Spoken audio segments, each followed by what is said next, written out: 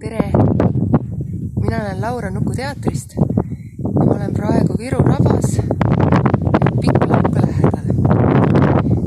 Ja siin jalutades mul tuli meelde, et ma olen lugenud sellist raamatut nagu Meis Heinsaare Unistuste kasvamine. Lugesin seda sellepärast, et me Nuku teatris hakkasime lavastama Meis Heinsaare novelli, mille nimi oli Mees, kes ei teinud mitte midagi.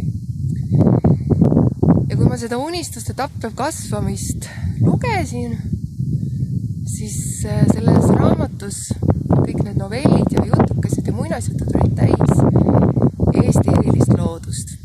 Ja sellepärast see raamat mul ka siin ringi kõndides meenus. Ja see oli üks väga põnev ja tore lugemine, sellepärast et iga novell, jutuke, muinasjutt algas mõnest täiesti tavalisest Eesti inimesest, kes elab sul kõrval külas. Ja tal on oma tegemised, ja siis ühel hetkel hakkavad temaga juhtuma müstilised asjad. Need on sellised muinasjutulised, unenäolised, humoorikad ja samas, kui sa pärast neid asju analüüsid, et mis siis selle tegelasega juhtus, siis tegelikult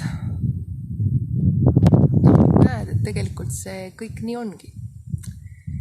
Et selle muinasjutu taga tegelikult peitub päris inimene, päris mure ja see, mis temaga elus on juhtunud. Igal juhul ma väga soovitan seda raamatut lugeda. See on väga tore lugemine.